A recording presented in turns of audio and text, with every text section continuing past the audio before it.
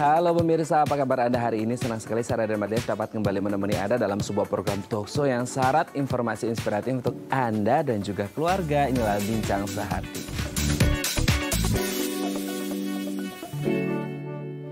Ya pemirsa, pasti kita sudah tidak asing lagi dengan penyakit yang namanya varises. Pasti di pikiran kita langsung, oh iya itu kan yang ada kelainan pembuluh darah gitu ya. Biasanya di kaki gitu ya, itu muncul, menonjol, berkelok-kelok gitu ya.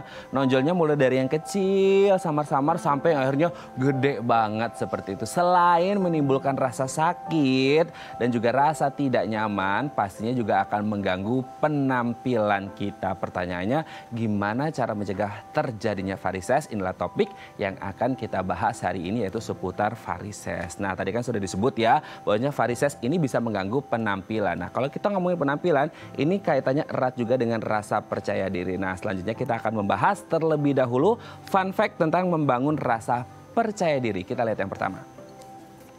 Menerima kekurangan. Ada istilah mengatakan nobody is perfect, NIP gitu ya. Tidak ada manusia yang sempurna di atas muka bumi ini. Jadi kalau kita ada kekurangan, kita harus menerima kekurangan kita dengan besar hati, dengan lapang hati. Dan kita mencoba untuk meningkatkan apa-apa yang menjadi kelebihan kita. Kalau kita fokus pada kekurangan terus, ya jadinya kita nggak percaya diri. Karena kita fokusnya ke kekurangan kita, bukan ke kelebihannya kita ya. Jadi kita harus menerima kekurangan. Oke, itu yang pertama. Kita lanjut yang kedua. Lingkungan. Nah, ini menjadi sangat penting gitu ya, faktor lingkungan. Lingkungan itu maksudnya bukan hanya sekedar lingkungan alam di sekitar kita, tapi juga bagaimana kemudian kita memiliki teman-teman yang bisa menularkan aura positif vibes di sekitar kita. Karena sekarang kan apalagi masa pandemi gitu ya, ketika stresornya banyak banget, jadi kita harus bener-bener nih milih teman, lingkungan kerja, lingkungan rumah, lingkungan tempat tinggal, lingkungan dimanapun kita berada untuk memiliki friendship atau pertemanan yang baik, bukan yang toxic gitu ya. Oke, kita lanjut yang ketiga. Pilah dan respons. Ya, kita kan manusia sosial, zoon politikun gitu ya. Makhluk sosial yang harus bergaul sama orang lain. Dan terkadang ada aja orang-orang di sekitar kita yang ngasih saran lah, kritik lah, masukan kepada kita. Nah, jangan sampai kita jatuh gara-gara kritik yang menjatuhkan gitu. Kalau bisa kritik yang membangun. Tapi jangan berfokus pada kritik yang menjatuhkan. Karena ini bisa membuat kita jadi nggak pede. Jadi kita harus benar-benar bijak dalam memilah dan juga merespons apa-apa input yang masuk dari orang lain ya. Kita lanjut yang keempat. Pelajari hal baru ya, ini seperti ilmu padi gitu ya, semakin berisi semakin menunduk gitu ya. Nah ini juga menjadi sangat penting kalau kita ingin lebih pede dalam menjalani hidup. Tentu kita harus mempelajari hal-hal baru. Kita nggak boleh stagnan di satu titik aja, tapi kita harus move on, move forward gitu ya, maju terus ke depan supaya kita bisa lebih pede. Jadi kalau kita ketemu sama orang lain, kita tahu nih pengetahuan apa, mau ngomong apa, kita jadi lebih pede ya. Oke, kita lihat yang terakhir. Tujuan ya, ada yang bilang gini, ya udah deh hidup mengalir aja deh gitu, let it flow aja gitu kan ya. Tapi sebenarnya kita juga harus punya tujuan nih, setting the goals gitu ya, supaya kita tahu kita mau ke arah mana nih, ke sini atau ke sana. Nah dengan memiliki tujuan atau goals yang jelas dalam hidup kita, pasti kita akan jauh lebih percaya diri karena kita tahu kemana kita akan menuju. Oke, itu dia tadi fun fact membangun rasa percaya diri dan kita akan membahasnya sesaat lagi. Tetap bersama kami di Bincang Sehati.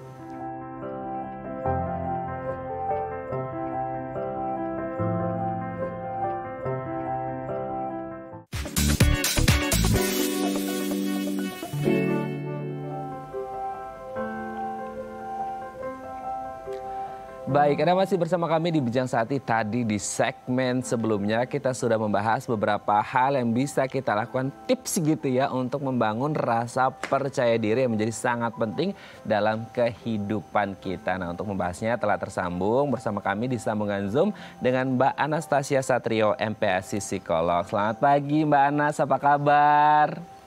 Pagi Mas Raden, kabar baik. Oke, long time no see ya ini. Ketemu lagi kita hari ini. Oke, Mbak Anas, ini kita hari ini akan membahas salah satu hal yang menjadi kunci sukses juga bisa dibilang dalam kehidupan kita gitu ya. Karena seberapa besar pun skill yang kita punya, seberapa banyak uang katakanlah atau harta yang kita punya, tapi kalau kita nggak bisa memanage diri kita dalam artian percaya diri untuk move on, move forward ke depan gitu ya, itu kita juga nggak akan bisa maju gitu kan ya, dengan rasa percaya diri. Nah pertanyaannya gimana nih supaya kita bisa menciptakan rasa percaya diri dari dalam diri kita. Kita lihat yang pertama Mbak, apakah membangun rasa percaya diri dapat dilakukan dengan menerima kekurangan diri sendiri? Gimana nih? Ada benernya, ada enggaknya. Oke. Yang pertama perlu menerima, tapi jangan berkubang. Kadang-kadang kita kan suka victimize mindset. Yeah. Aku memang begini, aku nggak bisa. Jadi disadari, aku jadi suka bilang realistis tapi optimis. Menyadari, terus kita cari cara gimana kita meningkatkan kemampuan kita. Dan kepercayaan diri itu lebih mudah kita tingkatkan kalau kita tahu atau yakin kita punya skill-skill dalam diri kita ya. Jadi jangan cuma ngelihat, oh orang lain kok bisa ini, tapi kita juga apa ya yang bisa saya latih di diri saya sehingga saya lebih punya skill untuk hal itu. Oke, apakah ini berarti bahwasanya boleh menerima kekurangan, tapi kita juga nggak boleh mengenyampingkan apa-apa yang menjadi kelebihan kita gitu ya? Boleh kita menerima kekurangan, oh emang saya itu memang nggak bisa gini, nggak bisa gini. Kalau bisa diperbaiki ya alhamdulillah, itu good movement gitu ya. Tapi kalaupun tidak bisa, ya udah kita juga nggak bisa maksakan diri kita untuk menjadi sempurna dengan menerima kekurangan dan memperbaiki kekurangan untuk menjadi kelebihan kan? Kita bukan superhero yang bisa melakukan segalanya, tapi kita lebih fokus pada kelebihan gitu maksudnya ya Mbak Anes ya? Iya, jadi juga kekurangan ini juga nggak bisa digeneralisir, harus dilihat satu-satu. Kalau teman-teman di rumah ada waktu bisa ditulis listnya atau malam hari, karena ada kekurangan yang sifatnya ini masih bisa dilatih, ada kekurangan yang sebenarnya keterbatasan, jadi limitation. Jadi kita mau usaha kayak gimana itu nggak bisa, jadi kita cari strategi atau solusinya. Misalnya saya nih kurang bagus dalam menghitung angka gitu ya, jadi kalau misalnya ada segi finansial saya udah coba nggak bisa, itu limitation. Oh ya udah berarti saya cari orang nih yang bisa bantu saya menghitung. Tapi misalnya saya baru belakangan ini, terutama sejak menikah, saya latihan belajar masak yang tadinya saya nggak terlalu bisa. Nah itu kira-kira kekurangan yang saya bisa latih. Jadi kita perlu melihat dan mengevaluasi diri juga, mana yang bisa kita latih, mana yang ini emang ada keterbatasan, lalu cari cara dan strategi. Oke, ini ibarat kata kalau di sekolah SMA gitu ya, ini anak IPS atau anak bahasa jangan disuruh masuk ke IPA atau eksakta gitu ya. Kalaupun memang bisa ya alhamdulillah, tapi kalau nggak bisa ya jangan dipaksa juga, karena memang setiap orang pasti unik, memiliki skillnya di bidang masing-masing. Tidak akan mungkin ada tapi tidak sebanyak yang lainnya gitu. Orang yang bisa di dua hal gitu ya, otak kiri sama otak kanannya berjalan dengan baik. Oke, kita lanjut yang kedua nih Mbak. Apakah benar membangun rasa percaya diri dapat dilakukan dengan memiliki lingkungan yang positif? Nah sekarang kan kita lagi ya banyak lah istilah ngomongin toxic gitu ya. Nah apakah kemudian lingkungan juga bisa membangun rasa percaya diri kita ini Mbak Anas? Iya, tentu lingkungan tuh sangat membantu, tapi kalau dari perspektif psikologi klinis, kita ini seperti magnet buat lingkungan kita. Jadi relasi kita dengan diri kita yang di dalam, itu tuh menjadi magnet bagaimana lingkungan sekitar kita. Jadi bisa jadi nih buat teman-teman di rumah, kalau dicek ke diri sendiri, dari skala 1 sampai 10, seberapa sih level percaya diri dan merasa diri berharga. Kalau di bawah 5, kayak ngerasa, diri saya tuh percaya diri cuma 3, saya nggak gitu berharga. Biasanya malah kita cenderung berada di lingkungan yang tidak bisa menghargai kita, karena bagaimana kita mempersepsikan diri itu tercermin dari kita mencari teman dan pergaulan. Jadi kayak telur sama ayam ya, memperbaiki lingkungan yang positif dulu atau kita memperbaiki diri dulu. Nah karena kita nggak bisa mengontrol orang lain, menurut saya kita fokusnya untuk memperbaiki diri dulu, karena dengan kita makin meningkatkan rasa percaya dirinya, nanti kok lingkungan pertemanan jadi berbeda, atau misalnya orang-orang yang toksik jadi gugur sendirian gitu. Daripada kita nyalahin orang, kita ambil kontrol dengan mengelola dan meningkatkan rasa percaya diri kita. Oke, take the control gitu ya. Oke, kita lanjut yang ketiga nih. Apakah benar membangun rasa percaya diri dapat dilakukan dengan cara memilah dan merespons perkataan orang lain terhadap diri kita nih Mbak Anas? Oke, kalau ini 100% benar. Yeay. Jadi kita nggak bisa mengontrol orang lain mau ngomong apa sama kita. Tapi seperti filter di HP, kita bisa memfilter mana yang perlu kita dengerin, mana yang enggak. Tapi kan misalnya kita banyak nih yang baperan atau overthinking. Jadi kita bisa bilang sama diri, jadi lakukan namanya validasi emosi atau validasi pikiran. Kayak, iya ya, kok dia ngomong kayak gitu, aku tersakiti ya. oh kok dia ngepost kayak gini, aku jadi kepikiran ya. Jadi diterima dulu, disadari, baru kita bilang oke sama diri sendiri. Kalau gitu apa yang perlu saya lakukan untuk memproses ini ya? Ini penting nggak sih saya dengerin, atau kita cukup notice aja tapi nggak usah kita terusin gitu, dipikirin diri kita gitu. Dan memang otak manusia itu cenderung mengingat hal negatif tentang diri lebih kuat, Mas. Jadi kita perlu ngelakuin teknik 1:5 atau golden ratio, di mana ketika kita mengingat satu hal negatif tentang diri, dan emang kalau itu pun keterbatasan kita akui, terus cari tadi 5 hal yang saya syukuri tentang diri dan apa yang menjadi kapasitas dan kemampuan saya. Oke. Tapi kan kadang-kadang gini nih Mbak Anas, kita kan nggak bisa mengontrol orang lain untuk memberikan masukan atau ngomong sesuatu tentang diri kita gitu kan. Toh kalaupun akhirnya kita mencoba untuk kuat, oke, I'm strong enough untuk menerima semua perkataan dan saya bisa memilah-milahnya gitu kan, meresponnya bagaimana gitu. Tapi ketika akhirnya gempuran itu datang terus, orang suka, terutama katakanlah seperti di kantor gitu ya, atasannya kan kadang-kadang kita ketemu atasan yang kurang bijak gitu ya, bukan ngomongin tentang positifnya tapi jatuhinya juga ada. Itu pasti banyak terjadi di kantor-kantor gitu. Ketika kita menghadapi salah satu kasus seperti itu, apa yang harus dilakukan? Ya, dalam hal ini kalau situasi kantor kita sudah dewasa, yang biasanya saya sarankan dan saya coba lakukan juga ke diri sendiri, itu choose our battle wisely. Pilah dan pilih mana yang kita perlu dengerin, mana yang perlu kita klarifikasi. Kadang kalau orang kasih feedback negatif ke kita perlu mikir dulu, ini perlu saya klarifikasi, nanti jadinya kayak pembenaran, atau ya udah saya terima, oh ya makasih Pak, Bu buat masukannya, saya coba perbaiki. Nah itu kemampuan yang kayaknya kita kurang dilatih waktu zaman sekolah, tapi ya dengan perjalanan waktu di usia dewasa kita belajar untuk memilah dan memilih ya, mana sih yang perlu kita ngegas gitu, saya tuh nggak kayak gitu orangnya, sama yang kayak oh ya udah diam aja terus kita bikin perubahan. Oke ya, berarti memang ada cara-cara yang harus kita lakukan ya. Oke, ini sangat luar biasa sekali. Kita lanjut yang keempat ini Mbak Anas. Apakah benar membangun rasa percaya diri dapat dilakukan dengan cara mempelajari hal-hal baru? Gimana nih? Betul sekali. Jadi belajar itu ternyata seumur hidup dan kita terus-menerus bisa meningkatkan kemampuan kita, karena makin tinggi tingkat kemampuan kita terhadap sesuatu, bisa menambahkan skill atau memperdalam, itu membantu kita yakin, oh saya bisa ngelakuin ini, saya bisa ngelakuin ini. Nah, bahkan dari sejak anak-anak maupun sampai kita usia dewasa, kemampuan dan keyakinan kita bisa ngelakuin sesuatu membuat kita tuh lebih percaya diri. Jadi itu membantu kita juga membantu pikiran-pikiran negatif atau ketidakpercayaan diri di kepala kan, karena kita ngerasa oh saya bisa akan sesuatu hal ini. Jadi penting sekali cari pembelajaran hal-hal baru, dan itu kadang-kadang bukan harus pembelajaran yang berat-berat gitu ya, kayak menambahkan skill, atau misalnya sekarang banyak webinar atau workshop yang membantu kita untuk mengembangkan kemampuan, misalnya public speaking kah, atau sekarang tentang finansial. Itu bisa dicari mana yang membantu kita, atau olahraga misalnya.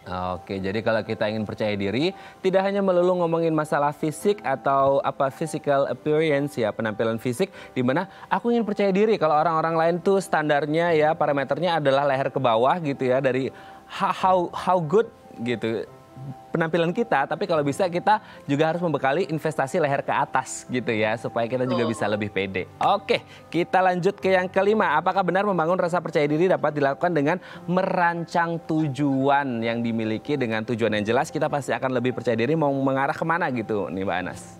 Oke, kalau ini 50%. Oke. Karena penting merancang tujuan, tapi kita juga perlu tahu eksekusinya. Oke. What to do-nya. Kadang-kadang kita malah jadi overthinking atau cemas ketika misalnya kita bikin rencana besar 10 tahun dari sekarang atau tahun depan aja.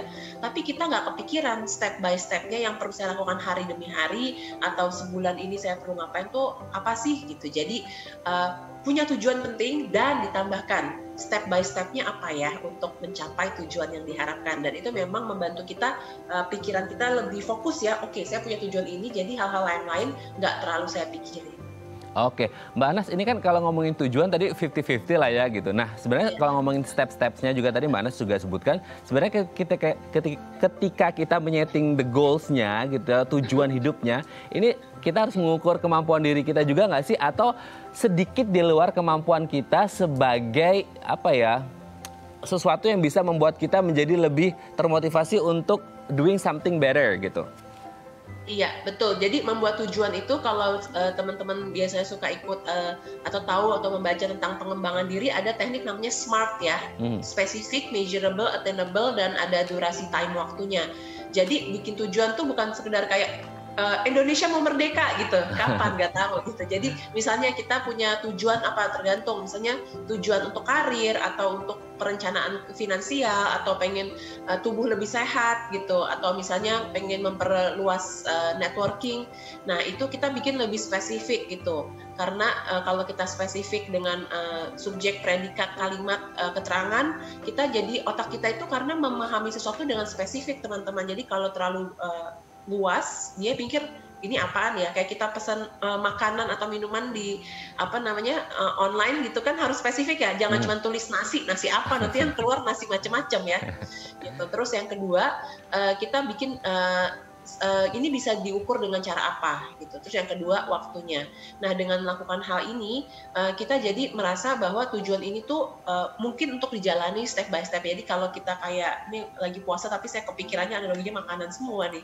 Jadi misalnya kita punya kue yang besar, kita makannya bit by bit. Jadi baru kita yakin oh ini bisa habis. Tapi kalau ya kue yang besar gimana makannya nggak tahu, dipandangin doang yang ada. Nah jadi kita perlu bikin goal kita tuh bit by bit, kayak kita menggigit makanan sehari demi sehari. Tapi ada juga, jadi dalam kesehatan mental segala yang terlalu tuh nggak baik, Mas. Jadi ada orang-orang yang terlalu fokus sama tujuan kayak pakai kacamata kuda, begitu hidup nggak berjalan sebagaimana mestinya, misalnya seperti situasi belakangan ini, atau misalnya menemukan tantangan, terus dia jadinya breakdown juga. Nah jadi perlu punya tujuan, tapi kita juga perlu sadar bahwa hidup kita itu pasti ada sisi flexibility-nya, ada perubahannya, atau mungkin bukan cuma di kita nih bolanya untuk mewujudkan ini terjadi, tapi ada di orang lain. Jadi punya tujuan penting, tapi juga perlu ada fleksibilitas. Jadi menjadi diri yang otentik dan adaptif dengan lingkungan itu dua hal yang kayak pakai sepatu kaki kiri ke kaki kanan yang perlu kita miliki bersama-sama. Oke, sangat luar biasa penjelasannya. Manusia kadang ada up, kadang ada down ya, up and down. Dan ibaratnya kalau kita mau naik tangga ke yang paling atas, tentu kita harus melewati anak tangga yang pertama. Jangan langsung loncat ke atas, bisa jatuh, tergelinding, malah akhirnya cedera gitu ya. Terima kasih Mbak Anas hari ini sudah berbagi bersama kami di Bincang Sehati. Semoga ini menginspirasi kita untuk jauh lebih percaya diri. Sepercaya diri Mbak Anas tadi menjelaskan ini kepada kita semuanya. Terima kasih, sehat-sehat terus dan salam untuk keluarga di rumah. Selamat pagi Mbak Anas. Sampai jumpa.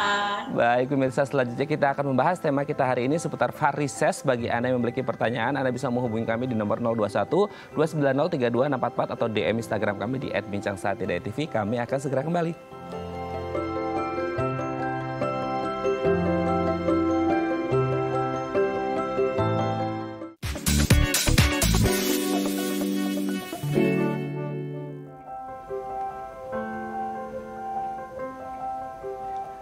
Baik, Anda masih bersama kami di Bincang Sehati dan kita masih membahas tema kita hari ini seputar varises. Jadi kalau Anda mengalami varises, harapannya sih tidak ya, atau ada di sekitar Anda orang-orang yang mengalami varises dan ingin tahu ada permasalahan apa, Anda boleh menghubungi kami di nomor 021 290 3244 atau DM Instagram kami di @bincangsehati.tv. Nah, untuk membahas seputar varises telah tersambung bersama kami di sambungan Zoom dengan Dr. Wirya Ayugraha SPBT TKV, spesialis bedah toraks dan kardiovaskular dari Bethsaida Hospital. Selamat pagi Dr. Wirya, apa kabar? Selamat pagi, kabar baik, sehat selalu. Sehat selalu ya dok ya, selalu bersemangat ini Dr. Wirya. Dok, hari ini kita akan membahas salah satu hal yang ini kayaknya sering juga kita temuin gitu ya, apalagi di masyarakat Indonesia kalau kita ngomongin tentang varises gitu kan ya. Selain ya ada sakitnya, ada nggak nyamannya, pasti orang juga berpikir tentang bagaimana cara menutupinya gitu. Karena ini ngomongin penampilan yang akhirnya membuat orang nggak percaya diri juga gitu. Tapi ya kalau bisa jangan ditutupin, tapi diobatin gitu ya. Dan bisa kalau bisa dicegah gitu sebelum itu terjadi. Nah sebenarnya varises itu apa dok dan penyebabnya apa sih? Oke, iya jadi memang varises ini banyak ya terjadi di sekitar kita. Nah varises ini adalah pelebaran pembuluh darah vena. Jadi pembuluh darah vena ini adalah pembuluh darah yang bawa darah kotor ya dari kaki sampai ke jantung begitu. Jadi ini melebar, pembuluh darahnya melebar kemudian berkelok-kelok gitu. Jadi kalau cuman melebar tapi nggak berkelok-kelok biasanya kita nggak sebut dia varises. Tapi kalau sudah sampai berkelok-kelok kita sebut dia varises. Apa penyebabnya? Kalau secara kedokteran, secara anatomi, penyebabnya adalah kerusakan katup. Jadi di vena itu ada katup. Katup itu menahan darah yang dari bawah naik ke atas, dia nggak turun lagi ke bawah. Nah, katupnya ini sudah likit, sudah melebar, sehingga darah itu selalu numpuk di kaki kita. Nah, karena penumpukan darah inilah yang menyebabkan terjadinya varises. Kira-kira begitu. Oh, oke. Dok, ini kalau ngomongin varises kan biasanya kan kita lihat orang udah terjadi nih dok ya, udah di kakinya gitu kan ya, udah wah pembuluh darahnya udah gede-gede banget menonjol gitu. Sebenarnya ada nggak sih dok ciri-ciri orang yang akan menuju ke varises gitu sebelum akhirnya varisesnya gede-gede banget gitu? Atau sebenarnya ada ciri-ciri fisik orang yang akan mengalami atau menuju ke varises itu sendiri gitu dok? Ada sih, cuman ya tidak semua benar, tapi biasanya orang yang varises itu dimulai dengan keluhan pegel. Oh, oke. Gitu. Jadi ketika dia berdiri terlalu lama, ketika dia aktivitas terlalu lama, dia jadi pegel. Nah, itu salah satu clue dia mungkin nanti terjadi varises atau kakinya bengkak gitu. Jadi awal-awal kadang-kadang dia bengkak, terutama pada habis jalan. Nah, bengkak bisa saja itu kemungkinan besar terjadi varises gitu. Selain itu juga ada penyakit-penyakit lain, termasuk kalau keluarganya sudah ada varises, biasanya anaknya atau saudara-saudaranya juga ada varises. Saya sering kok menangani operasi bersamaan. Jadi orang tuanya varises, anaknya juga varises, itu juga bisa terjadi. Oh, oke. Berarti kalau ngomongin orang tua dan anak, ini menjadi satu penyakit yang bisa menurun ya dok ya? Ya, betul. Bisa menurun tapi juga bisa tidak 100% sih. Tapi memang biasanya kalau orang varises, dia punya family history bahwa ada varises juga. Oke, berarti kan tadi dokter ya ini ada kemungkinan terjadi keturunan gitu, tapi mungkin ya presentasinya berbeda-beda setiap orang gitu ya dok ya. Pertanyaannya kemudian kalau nurun ke anak, sebenarnya yang dokter sebut anak ini sebenarnya anak-anak di usia anak-anak atau anak secara umum bisa dewasa juga?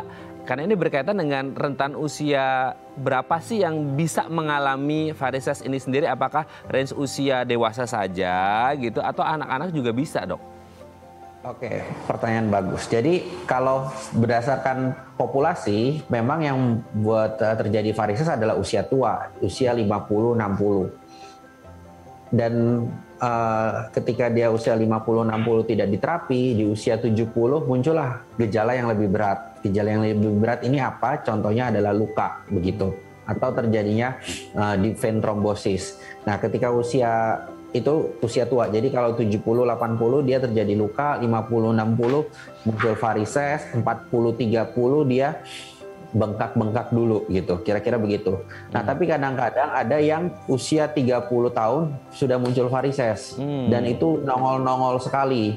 Diameternya bisa sampai 3-4 mili, bahkan terlihat sekali kakinya lebih besar dari sebelahnya. Nah, ketika dia usia munculnya lebih muda, memang ini yang disebut dengan gara-gara keturunan, kira-kira begitu. Jadi kalau dia usia 20-30 sudah muncul varises dan besar, ini biasanya karena keturunan. Tapi kalau usianya muncul varisesnya usia 50-60, ya ini berarti memang proses degeneratif atau karena proses penuaan dari kerusakan katup itu sendiri.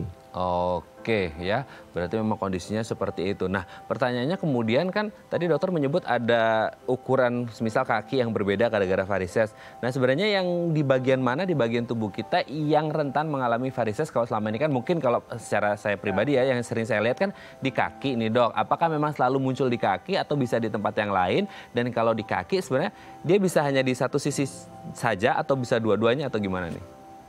Oke, baik. Jadi kalau tadi kan istilah varises. Jadi istilah varises itu adalah vena yang melebar dan berkelok-kelok. Jadi kalau ditanya di mana, di semua tubuh yang ada vena bisa muncul varises. Contoh varises esofagus atau di kerongkongan, itu karena penyakit hati. Itu bisa terjadi varises, kadang-kadang muntah darah gitu. Contoh lagi di perut, kadang-kadang ada ibu usia muda 30-40 perutnya begah, penyebabnya dicari-cari nggak ada apa-apa, USG abdomen nggak ada, USG sama kebidanan nggak ada, ternyata ada varisesnya di perutnya, itu juga kita disebut pelvic congestive syndrome, itu juga bisa varises. Varises di kelamin juga bisa, dan yaitu varises di kaki. Jadi hampir semua bisa menyebabkan varises, tapi memang yang paling sering memang varises di kaki, begitu. Nah, kalau ditanya kiri atau kanan, tidak ada prevalensi atau tidak ada yang bisa menyebutkan mana yang lebih banyak. Tapi kalau dia munculnya di kiri, sekali lagi nih, kalau munculnya di kiri, kita harus lebih aware ada penyakit-penyakit lain, seperti ya Mike Turner. Intinya kita harus evaluasi lebih lanjut apa nih penyebab varisesnya. Tapi kalau munculnya di kanan, kita bisa bilang oh ini varises aja gitu. Jadi bisa kiri kanan, bisa satu sisi. Tapi kalau pada usia tua yang tadi saya bilang usia 50-60, kadang-kadang munculnya dua sisi, walaupun kadang hanya satu sisi yang lebih berat gitu. Karena kemungkinan penyakit degeneratifnya ini muncul juga mungkin plus juga komorbid gitu ya dok ya. Gitu. Jadi akhirnya muncul di dua sisi kaki seperti itu. Nah pertanyaannya kemudian sebagai orang awam yang tidak mengalami dan semoga tidak mengalami varises gitu ya dok ya. Kita kan ngelihatnya kayak aduh itu kayaknya sakit banget gitu. Itu kan sampai nonjol-nonjol kayak gitu kan. Nah sebenarnya yang dirasakan oleh orang dengan varises ini ketika otot-otot itu pembuluh darahnya menonjol gitu itu apa sih dok? Maksudnya dia merasakan sakit, nyeri atau biasa aja atau gimana dok? Iya, baik. Jadi gini, keluhan pertama varises tadi saya bilang, keluhan pertama varises itu pegel. Jadi bukan nyeri yang kayak ditusuk-tusuk ya, bukan nyeri yang sakit sekali, tapi lebih pegel. Ini nggak enak nih kakinya berat. Nah kira-kira kayak gitu keluhan pertama. Nah muncullah varises. Kalau varises kan bisa terlihat oleh mata kita. Kemudian setelah itu, kalau varisesnya udah problemnya apa? Sudah muncul bekuan darah di dalam varises, sudah muncul terbentuk trombus di dalam varisesnya, ini baru nyeri merah, sakit, di varisesnya merah gitu. Nah ini komplikasi lebih lanjut sehingga varises itu muncul nyeri. Sampai kalau dia sudah luka pada varises itu nyeri sekali, beberapa pasien juga disentuh aja sakit, jadi begitu. Jadi pada awalnya biasanya gejalanya nggak terlalu jelas, gejalanya cuma pegel-pegel, kemudian muncul varises, kemudian kalau sudah varisesnya problem terlalu besar, kemudian muncul bekuan darah, nah ini nyeri. Bahkan kalau sudah sampai jadi luka, nyerinya luar biasa. Oke, ini sangat luar biasa ya. Nah selanjutnya mungkin di segmen selanjutnya kita akan membahas gimana cara mencegah dan mengobatinya. Kalau tadi kita sudah ngomongin tentang varisesnya apa, penyebabnya apa, kondisinya seperti apa ya dok ya. Oke pemirsa, bagi Anda yang memiliki pertanyaan seputar varises, Anda bisa menghubungi kami di nomor 021 290 32 644 atau DM Instagram kami di @bincangSehati.tv. Kami akan segera kembali.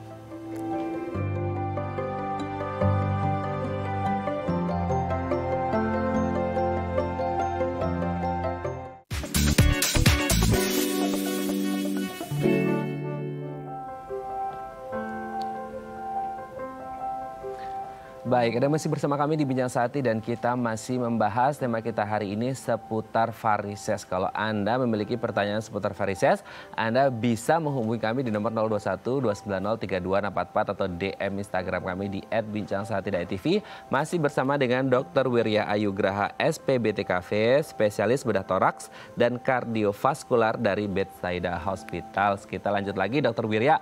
Dok, sebenarnya kalau untuk ngomongin pencegahan gitu ya dok ya, apa sih do's and don'ts-nya, apa yang boleh dan tidak boleh dilakukan oleh orang untuk mencegah maupun orang yang sudah mengalami varises itu sendiri, dok? Oke, baik, begini. Tadi saya bilang, keluhan pertama itu adalah pegel. Kalau kita pegel, apa yang biasa kita lakukan? Rebahan, istirahat.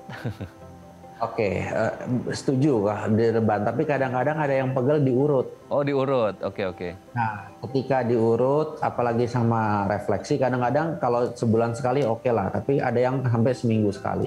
Nah, ketika dilakukan refleksi, itu kadang-kadang merusak vena itu sendiri, karena kan diberi tekanan. Vena itu, pembuluh darah vena itu cukup dekat sama kulit kita, jadi ketika kulit kita dikasih tekanan pada saat pemijatan, tentu itu akan sedikit banyak mengganggu pembuluh darah itu sendiri. Jadi ketika pegal kadang-kadang harus diurut, kadang-kadang pasien suka sekali ngurut. Nah itu harus dikurangin, bukan tidak boleh dikurangin.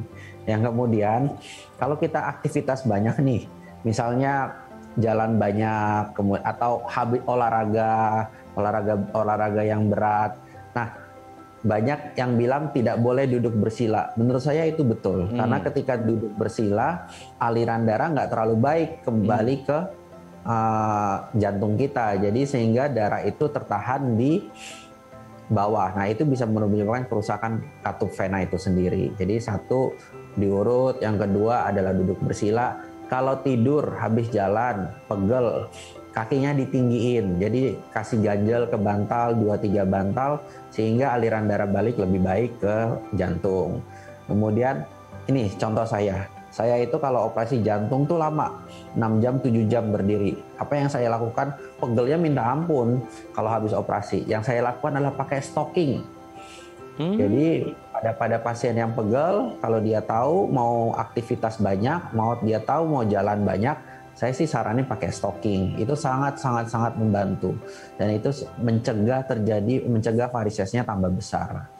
Oke, berarti dipakaikan stockingnya itu ketika menjalankan aktivitasnya gitu ya, Dok ya? Misal dokter mau operasi selama 6-7 jam, dokter sudah pakai stocking duluan atau gimana tuh?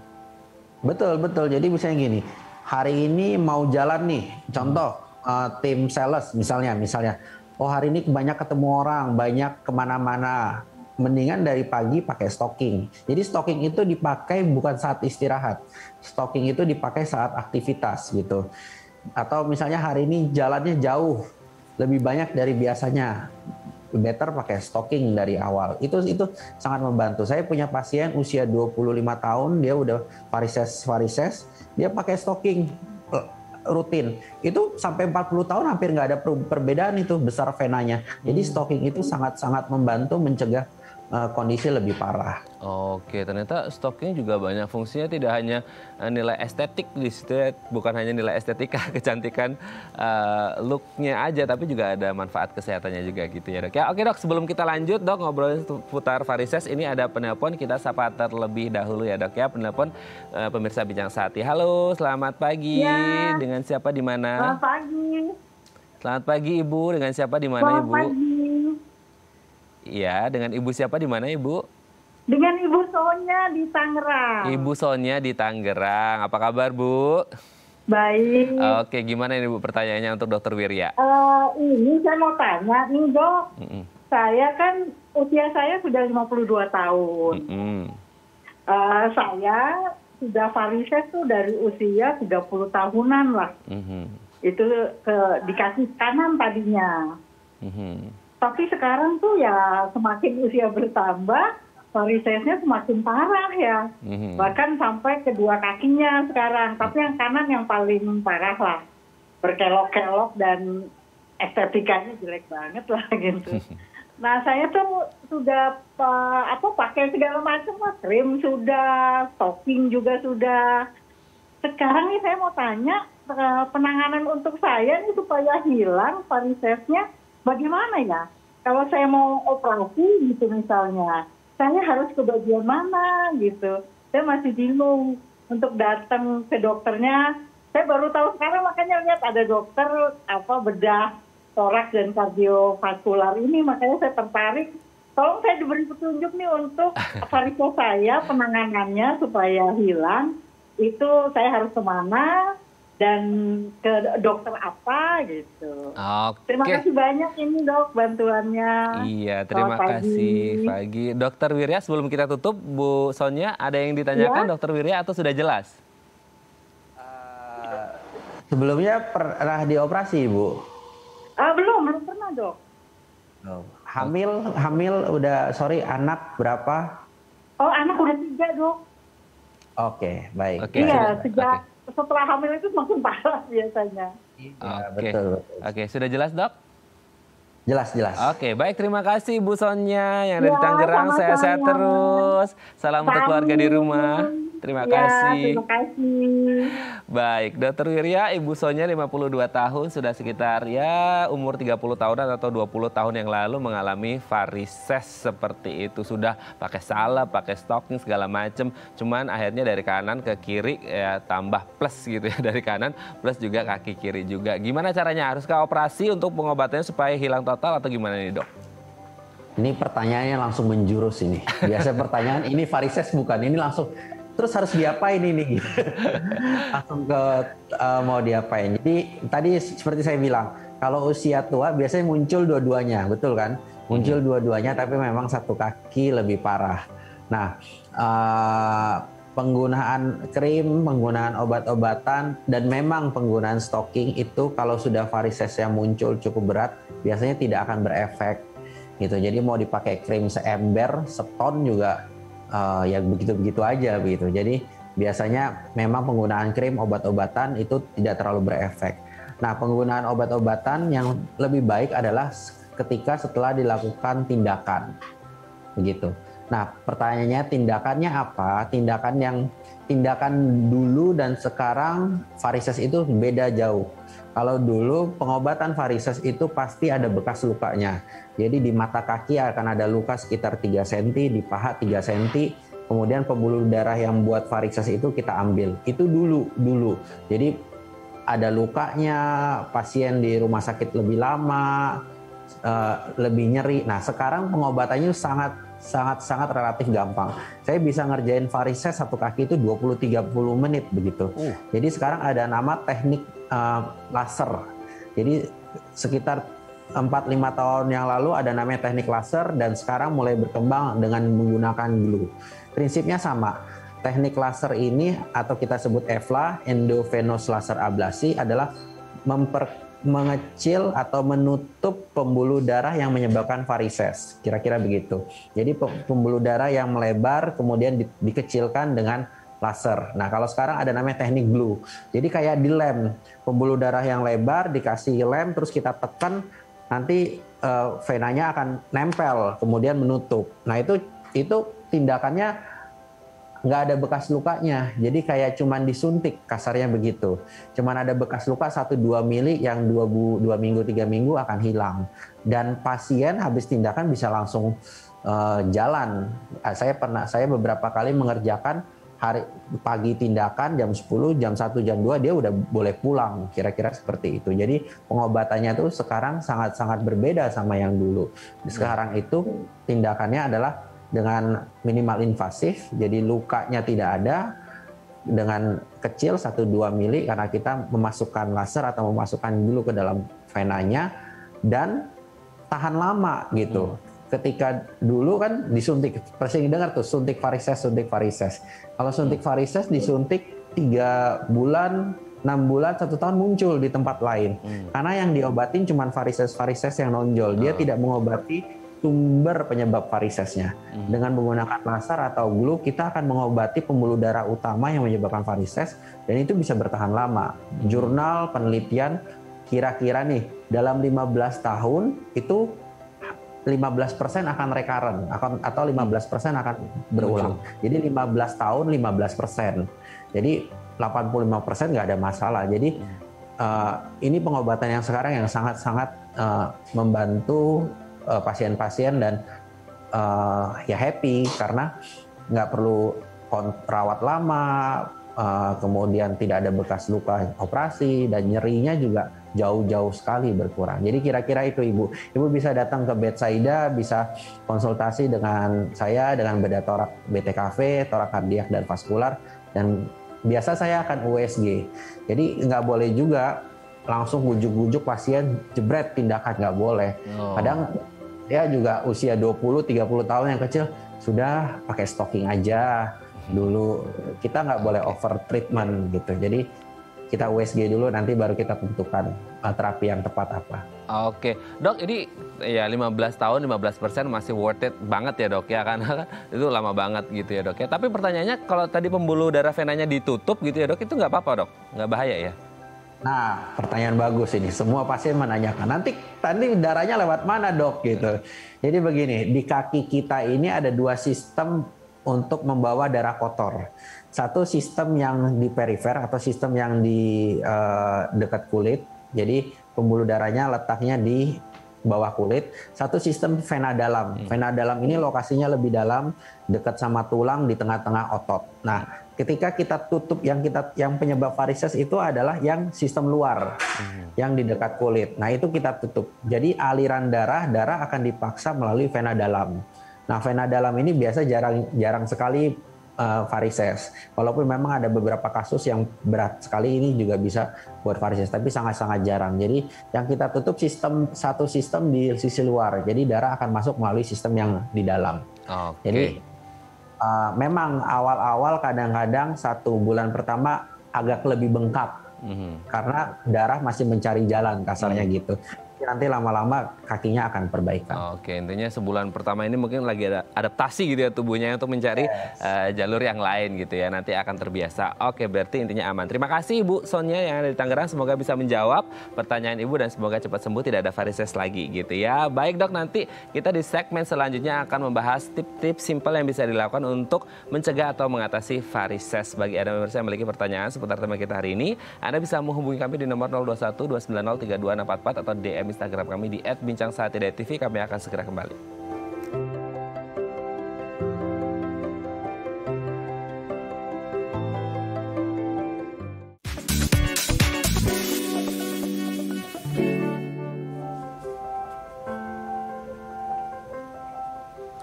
Baik, Anda masih bersama kami di Bincang Sehati dan kita masih membahas seputar varises bersama dengan Dr. Wirya Ayu Graha SPBTKV, spesialis bedah toraks dan kardiovaskular dari Bethsaida Hospitals.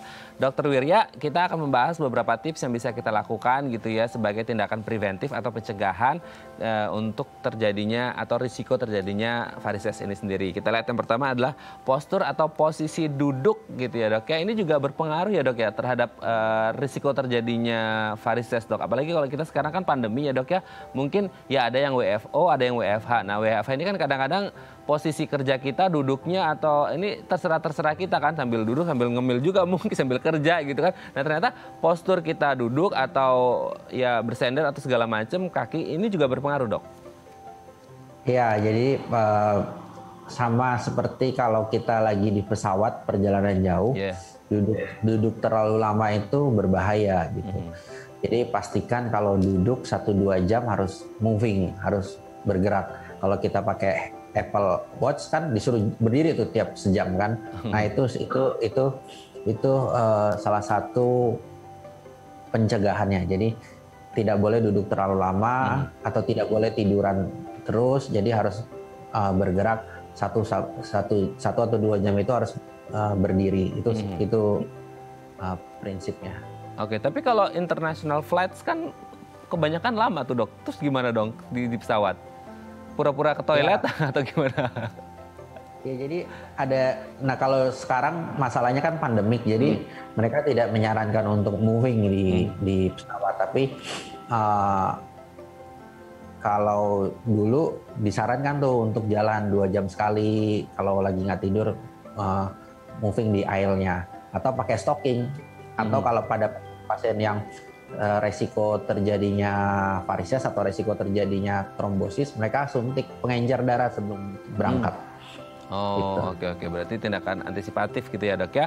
Oke, yang kedua Dok, ritual sebelum tidur. Memang beberapa hal yang harus kita lakukan sebelum tidur ada Dok yang bisa berpengaruh pada risiko varisesnya lebih minim gitu. Iya, tadi saya bilang waktu tidur kakinya diganjal, dinaikkan 2-3 bantal sehingga aliran darah ke venanya lebih baik. Ini akan mencegah terjadinya varises. Jadi si darah tidak stagnan di kaki kita. Jadi mengganjal kaki saat tidur. Itu salah satu tips. Oke, itu khusus untuk yang habis berjalan panjang atau aktivitas panjang berdiri atau bisa di luar itu juga boleh setiap saat kita mau tidur atau gimana? Boleh, nggak ada masalah. Nggak ada masalah ya. Oke Dok, kita lanjut yang selanjutnya. Hak tinggi. Nah ini juga para perempuan ini menjadi salah satu hal yang wajib katanya sih untuk kamu perempuan. Hak tinggi ini urusannya dan kaitannya dengan varises ini gimana Dok? Iya, banyak sekali penelitian memang bilang bahwa penggunaan hak tinggi itu berpengaruh. Berapa tinggi? Di atas 7 cm katanya.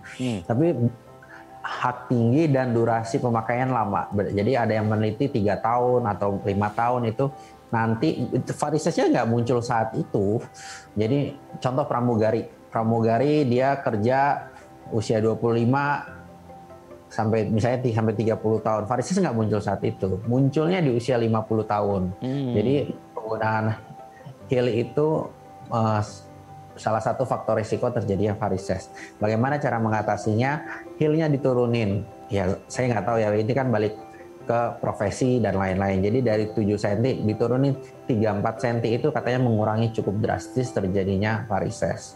Jadi menurunkan tinggi HAK itu salah satu tips untuk mencegah.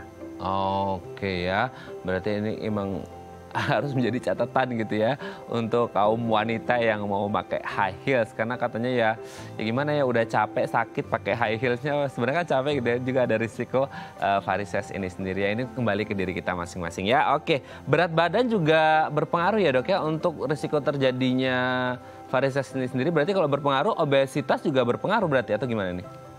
Ya betul, obesitas berpengaruh sekali untuk terjadinya varises. Jadi menurunkan berat badan itu penting. Tapi begini, menurunkan berat badan yang terlalu cepat dengan aktivitas yang terlalu berat itu memunculkan varises. Jadi begini, ketika dia aktivitas terlalu berat untuk menurunkan berat badan kan dia menggunakan kaki kan pasti. Betul. Ketika kaki itu dipakai terlalu berlebihan dan tiba-tiba dipakai terus, itu kadang-kadang pasien yang beratnya misalnya 90 kilo, dia nggak ada varises. Tapi ketika dia turun jadi 60 kilo cepet gitu, muncul tuh keluhan varises. Oh, urat-urat saya menonjol ya, kok pegel ya gitu. Jadi itu juga harus diwaspadai. Jadi berat badan meningkatkan terjadi risiko, tapi menurunkannya nggak boleh terlalu cepat. Jadi harus dikonsultasikan sama kedokteran olahraga atau bagian gizi supaya menurunkan berat badannya, progresnya jangan terlalu cepat tapi bertahap. Oke, secara gradual ya, berangsur-angsur, jangan langsung yang drastis banget gitu ya. Baik, terima kasih Dr. Wirya sudah berbagi bersama kami pagi hari ini di Bincang Sehati. Semoga ya kita doakan tidak terjadi yang namanya varises. Kalaupun akhirnya varises, harus konsultasi ke dokter untuk mendapatkan penanganan dan perawatan yang terbaik gitu ya dok ya. Kita doakan semoga ya pandemi ini segera usai juga gitu ya, tidak ada varises lagi dan kita semua sehat dan bahagia terus. Terima kasih Dr. Wirya, sehat-sehat terus. Salam untuk keluarga di rumah dan teman-teman di Bethsaida Hospital. Selamat pagi dok. Pagi, salam sehat. Salam sehat selalu, terima kasih. Baik pemirsa, bagi Anda yang memiliki kritik dan saran, Anda bisa menghubungi kami di nomor 0889 8100 5000 atau Anda bisa follow media sosial kami di @bincangsehati.tv. Saya Raden Madlia Samit, sampai jumpa dan selamat beraktivitas.